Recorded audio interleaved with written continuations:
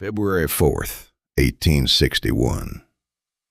A canvas wall tent pitched at the mouth of a pass in southern Arizona Territory. Inside it, an Army lieutenant 3 years out of West Point and a Chiricahua Apache leader named Cochise. Outside, soldiers moving quietly into a ring around the canvas. The lieutenant says a boy has been stolen. Cochise says his people did not take him and offers to find out who did. The lieutenant says no one leaves this camp until the boy comes back. Cochise draws a knife and cuts through the wall of the tent. 16 days later, there are 6 men hanging in the oaks above the road.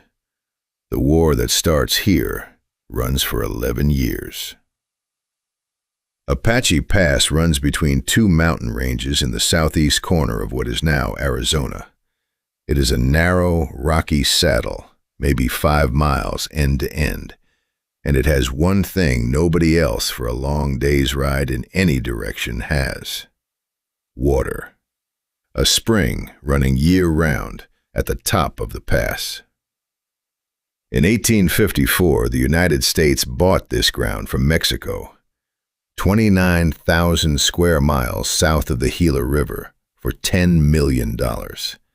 It bought it to build a railroad through. The railroad would not arrive for another 26 years. What arrived first was the mail. In 1858, the Butterfield Overland Mail began running stagecoaches from Missouri to California, and the route came through Apache Pass because the pass had the spring. The company put up a stone station beside it, a corral, a few mules, a handful of men, and an arrangement. Cochise's people cut and hauled firewood for the station. In exchange, they took goods from it. For better than 2 years, the coaches went through, and the Chiricahua let them go through. January 27, 1861. Sonoita Creek, about 60 miles west of the pass, on a ranch belonging to a man named John Ward. Apaches come through it. They take livestock, and they take Ward's 12-year-old stepson, a boy named Felix. Ward rides to Fort Buchanan and reports it. The post commander hears that the raiders went east toward the Chiricahua Mountains. East toward the Chiricahuas means Chiricahua Apaches. That is the entire chain of reasoning. It was wrong. The boy was taken by Western Apache, Tonto or Coyotero. The accounts differ on which. A different people living in a different direction, with no part in any of what is about to happen. That is not a modern reinterpretation. It was established within a few years, and it is not seriously disputed now. But nobody at Fort Buchanan tested it in January of 1861, and nobody had to. The job goes to a second lieutenant named George Bascom, Kentucky-born, West Point, class of 58, 26th in a class of 27. 2.5 years in the territory. His orders are to get the boy and the stock back by whatever the situation requires. February 3rd. Bascom brings his column up into the pass. 54 men of the 7th Infantry, a sergeant named Daniel Robinson, and John Ward riding along with them. They make camp near the stage station. Bascom talks to the station keeper, Charles Culver, and to a driver named James Wallace. Both men know Cochise. Both have traded with him. Word goes out into the hills that the officer wants to talk. Late in the afternoon of the 4th, Cochise walks down into the camp. He brings his brother, Coyuntura, 2 of his nephews, his wife, 2 of his children. Hold on that. A man who expects a trap does not bring his children into it. Cochise came in the way a man comes to a conversation he has had before, with people he has been selling firewood to for 2 years. They go into the tent. Bascom lays it out: the raid, the stock, the boy. Cochise tells him his people did not do it.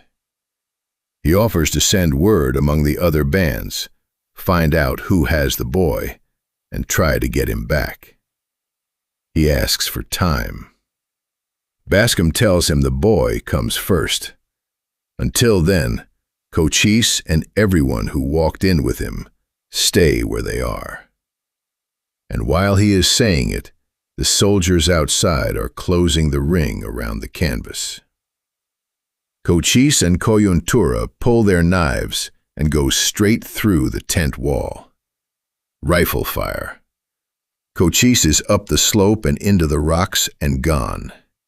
He takes a wound getting out. The accounts disagree on how bad. Coyuntura does not get out. Neither do the nephews. Neither do the wife and the children. By dark, Bascom is holding 6 members of Cochise's family inside a fortified camp, and Cochise is somewhere above him in the rocks with his whole band. And here is the shape of the next 16 days, already set. Neither man can give the other what he is asking for. Bascom will not release the family without the boy. Cochise cannot produce a boy he has never had. The next morning, there are warriors on the slopes above the station. Then most of them pull back, and a small party comes forward carrying a white flag. Bascom answers it with a handkerchief. Talk starts. Cochise on one side, Bascom on the other, and standing between them the men who actually know each other: Culver, Wallace, and a third man from the station. It runs about half an hour and goes nowhere. Cochise wants his family. Bascom wants the boy. Then Wallace moves toward a cut in the ground off to the side. Warriors come up out of it fast, take hold of him, and drag him down out of sight. Shooting. Culver runs for the station and is hit. Another man goes down in the open. The talk is finished. It never restarts. Now both men are holding hostages. On the 6th, Cochise stops a wagon train on the road through the pass. Mexican teamsters are killed. 3 Americans are taken alive. He has 4 now, counting Wallace. Then he sends an offer: the 4 Americans plus 16 Army mules for the 6 people Bascom is holding. Sergeant Robinson tells Bascom to take it. Bascom refuses. His orders name a boy. He will trade for the boy and for nothing else. And the boy is at that moment several days' ride away, with a band that has never been near this pass, that nobody has gone looking for, and that nobody at Apache Pass has ever accused. Both men are bargaining hard for something neither of them can deliver. The station goes under siege. Riflemen work the high ground and put fire down into the camp. The spring is 400 yards off, and every trip out to the water has to be fought for. A stagecoach comes through in the dark and takes fire crossing the pass. On the 10th, help gets through. An assistant surgeon named Bernard Irwin riding in from Fort Buchanan with a small party through snow. On the road, he picks up 3 Apache men and brings them in as prisoners. They are not Cochise's people. They have no part in the raid, no part in the boy, no part in anything that has happened in the pass. Hold on to them. They come back. On the 14th, the dragoons arrive. Lieutenant Isaiah Moore and Lieutenant Richard Lord, 70 horsemen out of Fort Breckenridge. And the hills go quiet. Cochise is gone, south, over the line into Sonora, where American troops cannot follow him. On the 16th and 17th, Moore takes the dragoons out through the country around the pass looking for him. They find an empty camp and burn it. They find the dead teamsters at the wagon train. And they find Wallace and the 3 men taken with him. All 4 are dead. The bodies are in bad condition. Cochise had killed his hostages before he crossed into Mexico. February 19th. The soldiers are packing to leave.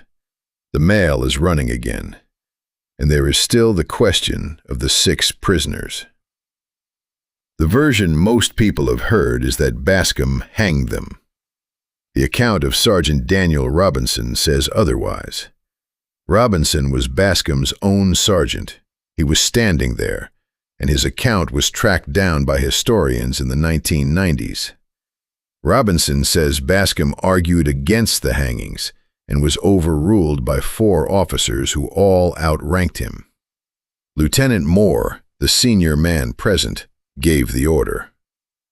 Robinson respected Bascom, which cuts both ways. It is a reason to take him seriously and a reason to be careful with him. It is the best evidence there is, and it is one man's memory. And both of those are true at the same time. 6 men are walked to a stand of oaks near the road through the pass. 3 of them are Bascom's captives, Coyuntura and 2 others. 3 of them are the men Irwin picked up on the road, who had nothing to do with any of it. They sing before it is done. The bodies are left in the trees beside the road, where they will be found. Cochise's wife and his 2 children are taken to Fort Buchanan and let go. That is the 16 days. 4 Americans dead. Mexican teamsters dead on the road, the count uncertain. 6 Apache men dead in the Oaks, half of them strangers to the whole business. And a 12-year-old boy who was never at Apache Pass, and was never going to be recovered at Apache Pass, because nobody there had him. Bascom rode back to Fort Buchanan, wrote his report, and was commended for his handling of the mission. He made captain in October. 12 months and 2 days after the hangings, he was killed at Valverde on the Rio Grande, fighting Confederate infantry. The Army named a fort in New Mexico after him. The Army came back to Apache Pass 18 months after Bascom left it, and this time it built something permanent at the spring. Fort Bowie. It stood for 32 years, and nearly every campaign against the Chiricahua ran through it. Felix Ward grew up among the Western Apache who took him. He came back across to the American side as a young man and spent his working life as a scout and interpreter for the United States Army, hunting Apaches. He is remembered under the name they gave him, Mickey Free. It is tempting to say the Apache Wars began in that tent. They did not. 10 years before Apache Pass, miners at Pinos Altos had seized Cochise's father-in-law, Mangas Coloradas, and beaten him, and he had gone back to war over it. The gold strike that put 1,500 prospectors into Pinos Altos was 10 months old in February of 1861, and the ground under every bit of it had been bought from Mexico 7 years earlier to run a railroad through. The pressure was already there. Some historians push further and argue that the record never actually shows Cochise swearing vengeance at all, that the vow was a story added later, and that his reasons were simply never written down by anybody. What is certain is narrower than the legend, and worse than it. There was a working arrangement at that pass. Firewood for goods, 2 years of it, and a man who trusted it enough to bring his children to a meeting. 16 days ended that. Not the war. The war was coming either way. What ended was the possibility of settling it without one. The next American to walk into Cochise's country unarmed and walk back out again did it in 1872.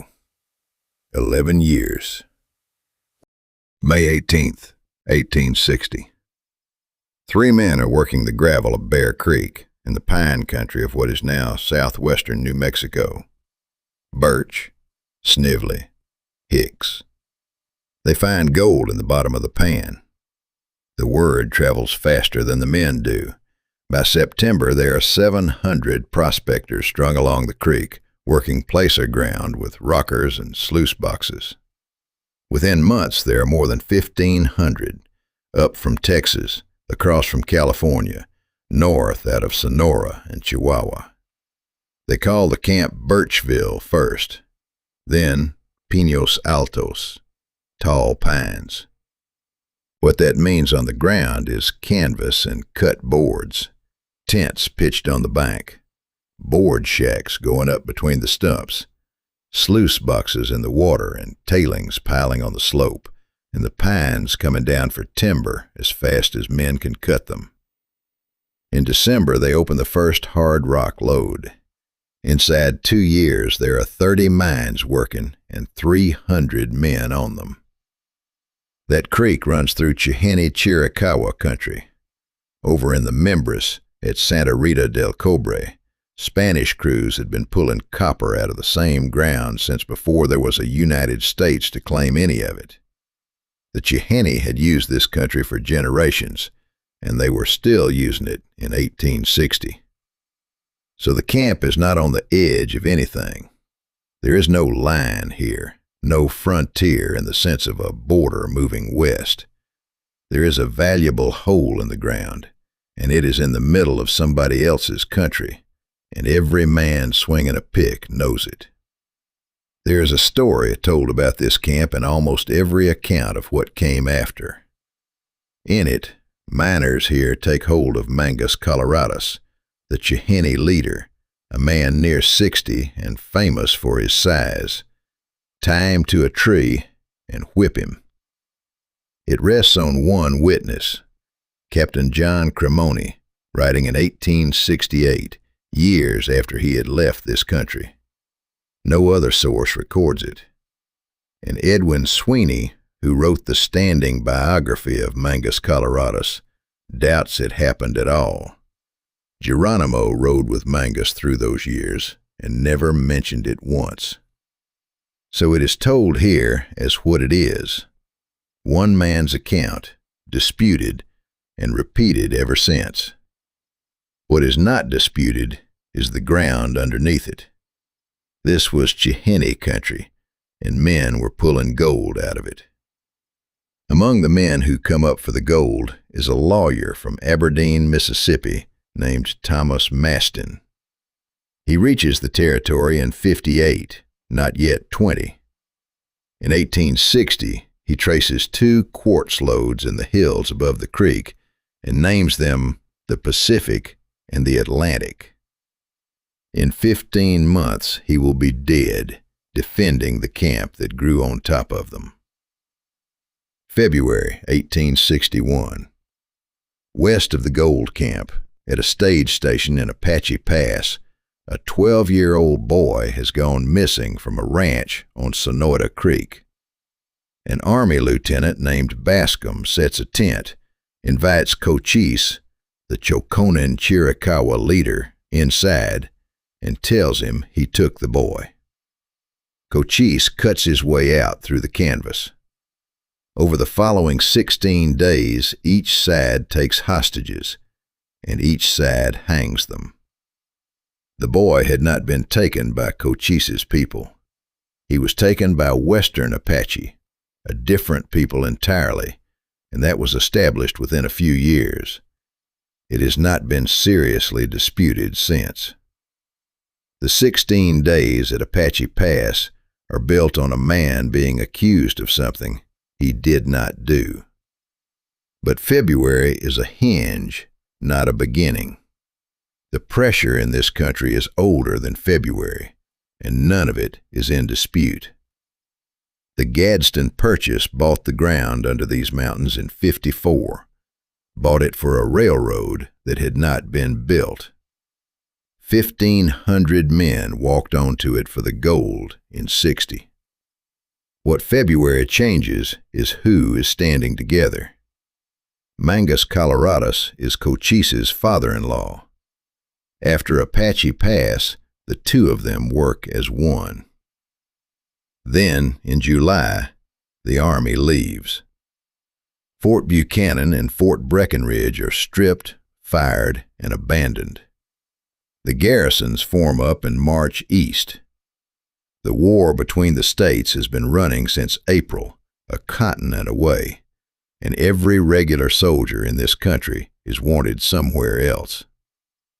On the 1st of August, a Confederate lieutenant colonel named John Baylor stands up in Mesilla and declares everything south of the 34th parallel the Confederate territory of Arizona. He has roughly 250 men to hold a territory the size of 2 states. So the camp raises its own company. On the 18th of July, at Pinos Altos, the miners form the Arizona Guards and muster into Confederate service under Captain Thomas Maston. Riding with them is a lieutenant named Jack Swilling, who a decade later will lay out the canals that become Phoenix. In early August, the Guards cut off raiders in the Florida mountains, take back the stock, and lose nobody doing it. The 27th of September, before full light. Somewhere between 200 and 400 men come down on Pinos Altos, Sheehan under Mangas Coloradas, Chilconin under Cochise, and they strike the town and the outlying claims in the same minute. The camp is spread as badly as it can be. The miners are out of their diggings and their cabins, 1 and 2 men to a claim, scattered a mile along the creek and up the slopes above it. The attack takes them where they are working before anyone is together. This is the whole weakness of a placer camp, and everybody attacking it knows the shape of it. There is no wall. There is no perimeter. There is a string of separate men, each one standing alone at his own hole in the ground, and the ground between them is open. They fire from doorways, from behind ore piles and cabin walls. Fires go up in the outlying buildings and the smoke comes down the draw. Men go down at the claims. A private named Corwin and at least 3 more whose names never made it into any record. The ones who can move fall back downhill toward the center of the camp, toward a store kept by 2 brothers, Roy and Sam Bean, who deal in merchandise and liquor and keep a billiard table in the back. The store becomes the strong point. Men come through the doors and take the windows. Others go flat behind the walls outside it, and the ones who cannot reach it hold whatever cabin they are in. Maston rides in off patrol with about 15 of the guards and finds the fight already running. He does not try to retake the outlying claims. He puts what he has into the center. For hours it is a shooting match at distance. Fire from the store and the cabins below, fire from the rocks and the pines above, and neither side able to close the ground between. Around noon, that changes. The line on the slope comes down all at once, into the open ground, into the streets, into the doorways, and the fighting goes to arm's length. There is a cannon in the camp. It sits outside the store on the dirt, rusted, old, an ornament nobody has fired. And there is no shot anywhere in Pinos Altos to put in it. So they load it with what is on the shelves: powder, rusty nails, buckshot, broken rock, rammed down the barrel while the fighting is at the walls. Around 12:30, they run the gun out into the street and fire it at close range into the massed attack. The line breaks. Swilling takes the mounted guards out after them, up through the diggings and into the pines. The men at the windows keep firing while the horses go past. By about 1 o'clock, there is nobody left in the camp to shoot at. That same day, 100 men arrive to reinforce the camp. The attacks have already stopped. Within weeks, the reinforcements are pulled back out. The Beans close the store and go. So do most of the men still standing. They ride down to Mesilla and up to Santa Fe, and they do not come back that year. A camp of 200 and 300 goes to about 70. They held the ground. Then they walked off it. That is the shape of the thing in this country, not a line moving west, a valuable point appearing inside occupied ground. A strike, then a camp on the strike, then a company to hold the camp, then the point going quiet again the moment holding it costs more than the gold is worth. Gravel in a creek is the entire reason anyone was standing at Pinos Altos on the 27th of September. The fight in the street settled nothing at all about whose country it was. 16 months later, in January of 1863, Mangas Coloradas walked back into this same district under a white flag. To talk. That is its own story. July 1862. A column of California volunteers is walking east across the desert, and it is walking to take back ground that the Confederacy declared its own the summer before. That ground is the strip south of the Gila that the United States bought from Mexico in 1854 for $10 million to build a southern railroad across. The railroad had not been built. The strip had been bought anyway. There is one usable road across it, and the road follows the water. In this country, a column of men and animals can drink in a handful of places and nowhere else, and one of those places is a spring at the bottom of a narrow rock passage through the Chiricahua Mountains. Apache Pass. Hold the spring, and you hold the road, because there is no way around it that a loaded wagon can take. On the 10th of July, Captain Thomas Roberts takes the advance out of Tucson, a company of California infantry, a small cavalry escort, 21 wagons, better than 200 mules and horses, and 2 mountain howitzers riding on their carriages. On the 15th, they make 40 miles before the middle of the day. The men have not drunk. The animals have not drunk. Ahead of them is the pass, and at the bottom of the pass is the spring. The column comes into the pass in the early afternoon and starts down the grade toward the water. Understand the shape of the ground, because the shape of the ground is the whole engagement. The road does not run through open country here. It threads a narrow rock passage with high broken slopes standing over it on both sides, and it drops as it goes. The spring is at the bottom. To reach the water, a column has to go down into the low ground in single file, with everything above it looking straight down onto its back.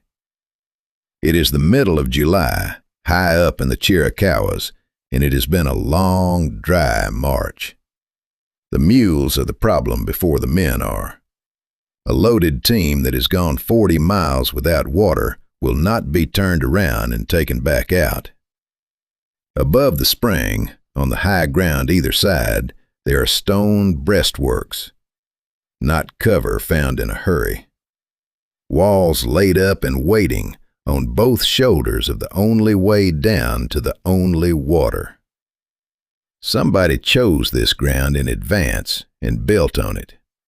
Whoever is up there has known for some time that a column would eventually have to come down this road and put its face in this spring. Cochise's Choconin tribe hold one side. Mangas Coloradas has brought his Chahin and Badonkowe tribes west from the Mimbres country, and they hold the other. Since the winter of '61, the two of them have been working as one. Mangas Coloradas is Cochise's father-in-law. How many men are up on those hills is a question with no good answer. One account says 150. Another says 500. Nobody counted on either side, and every man who wrote a number down afterward was standing behind the same wall.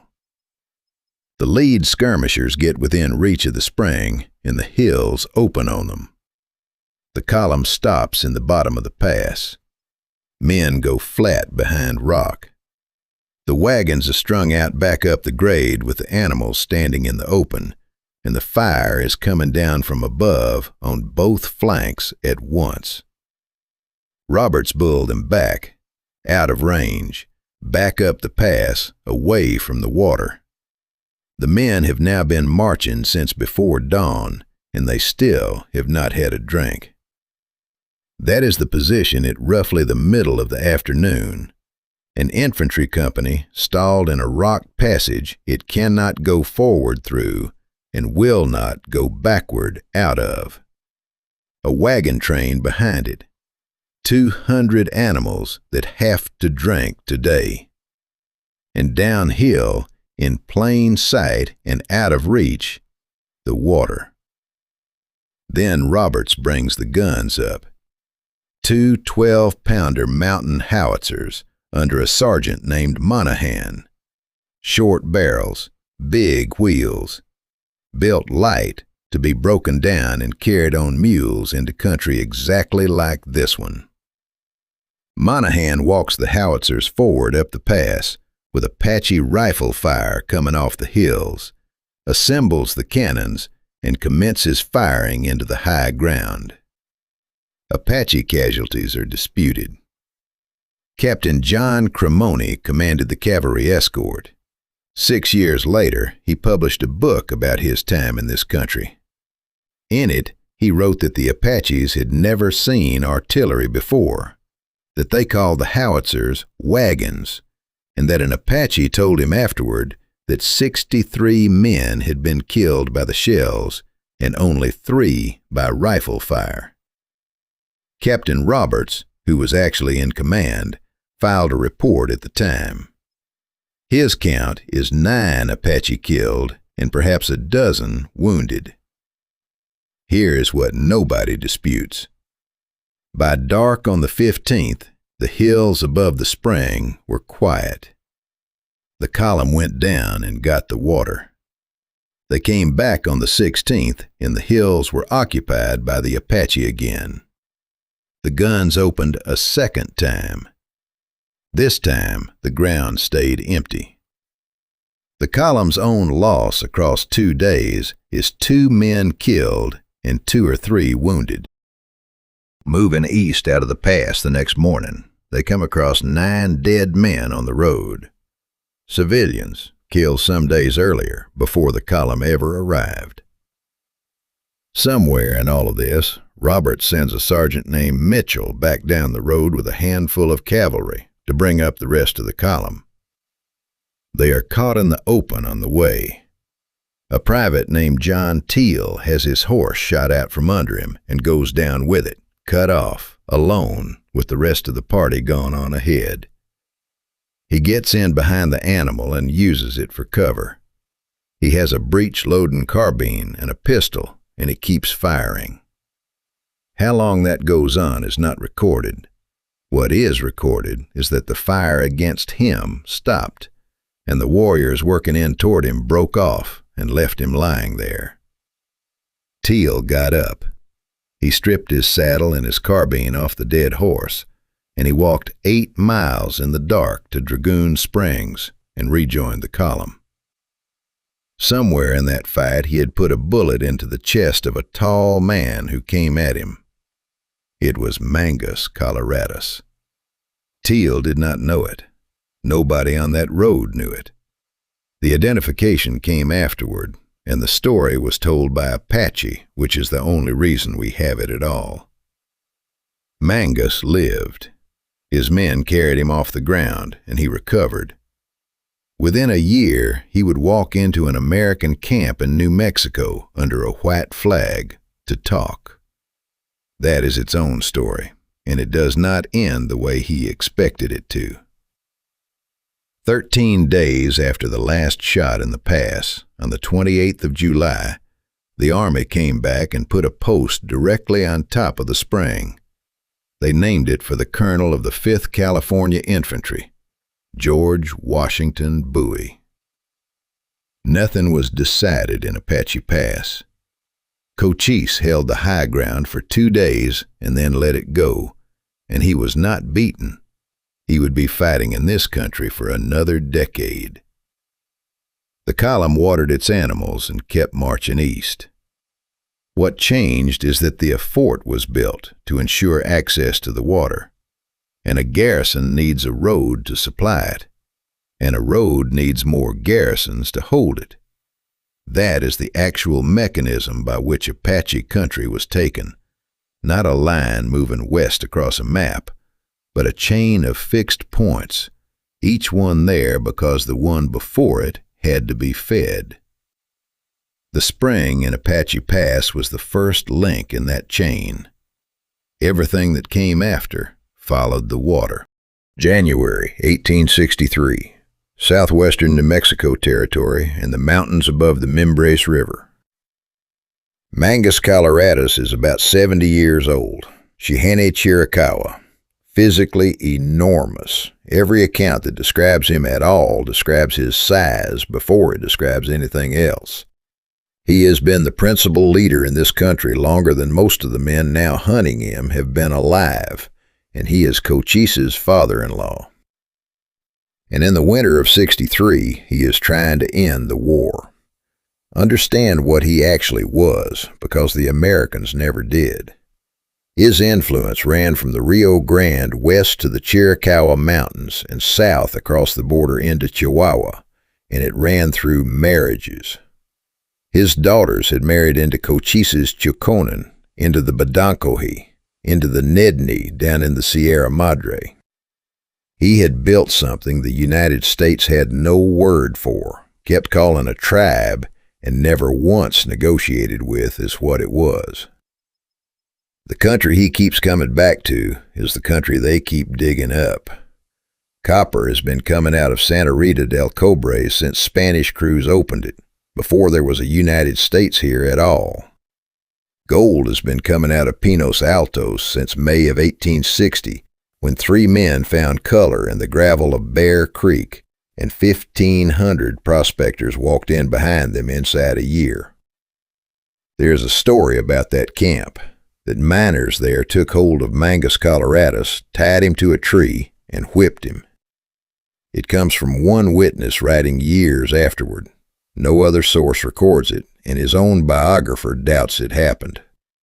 We mention it because you will hear it everywhere, and because whether or not a rope was ever tied, the digging is not in dispute. 6 months before this winter, at a spring in Apache Pass, a soldier who had just lost his horse put a bullet through the chest of a tall Apache warrior. The soldier did not know who he had hit. Mangas Coloradas was carried off the ground by his own men, and he recovered. By that summer, he was putting out feelers for peace through an intermediary. Nothing came of it. He was still trying in January. And by then, the man commanding in New Mexico was Brigadier General James Carleton, who had come in with the California column and had made his position plain to his officers. There would be no treaties with Apaches. Men were to be killed where they were found. So when Mangas Coloradas came in that January, he did not know he was walking into a department whose standing policy was that no peace would be offered to any Apache. There is a party of civilians in the country that winter, prospectors under a man named Joseph Walker, working west and looking for gold. They are bound for central Arizona, and that spring they will get there and find gold, and the camp they make will grow into a territorial capital. They are not soldiers. That turns out to be the useful thing about them. Walker and Brigadier General Joseph Rodman West put a plan together at Fort McLane, and there is one clever part in it. The soldiers stay out of sight. The civilians go forward. Mangas Coloradas has been fighting the United States Army for 2 years. He knows what a column of soldiers looks like on a road. What he is not going to be looking for is soldiers in a camp of miners standing under a white flag. Leading those civilians is a man named Jack Swilling. 16 months earlier, Swilling had been a lieutenant of the Arizona Guards at Pinos Altos on the day Mangas Coloradas and Cochise attacked that camp. Swilling knows the ground, and he knows the Mangas on sight. Behind Swilling, held back out of the way, is Captain Sherland and 20 troopers. On the 17th of January, they run up a white flag. Mangas comes in. He brings a small escort and leaves the rest of his people behind him, which is what a man does when he intends to talk. Armed men come out of cover on every side of him, rifles up and close before he is finished crossing the open ground. He is taken without a shot fired. The escort is turned loose to carry the news home, which is deliberate, and which is how his people find out that the flag meant nothing. Then they walk him 15 miles south to Fort McLane. And Fort McLane in January of 1863 is barely a place at all. Built years before, abandoned when the Civil War started and the regulars marched east. Reopened that same month for this campaign because they needed somewhere to put a headquarters. Adobe walls standing in an empty valley and a camp pitched inside the ruin of them. What General West said to the sentries that evening appears, in one form or another, in every account of this night. Men, that old murderer has got away from every soldier command and has left a trail of blood for 500 miles on the old stage line. I want him dead or alive tomorrow morning. Do you understand? I want him dead. To Mangas Coloradas, West said something different. He told him that he and his family would be held together and that they would be well treated. It is a headquarters camp in January at the edge of the mountains, and there is not much in it. Tents, a few fires, pickets out on the flat. The prisoner lay down by one of those fires, under guard, wrapped in a blanket. 2 soldiers had the watch. It is January in the mountains, and there is a fire going, and at some point in that night the 2 men on watch put their bayonets into it.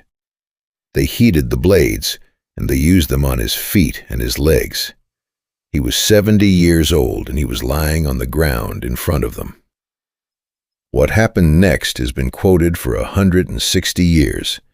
Mangas arose upon his left elbow, angrily protesting that he was no child to be played with.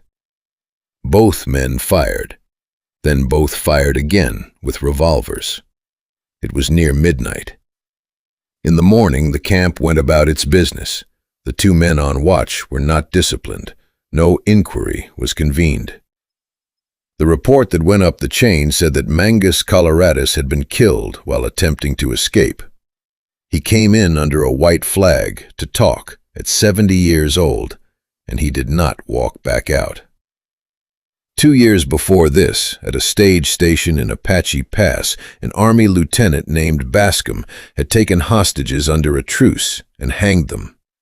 Another white flag, and now this. The men who had ridden with Mangas did not scatter. Victoria was one of them. Nana was another.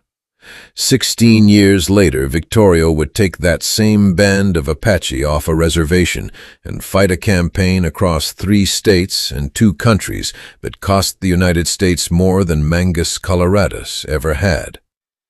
For the next 23 years, the Apache believed there would be no peace to be found under a white flag. I'm Lamar. I hope you've enjoyed this video. And subscribe to the Western Ledger.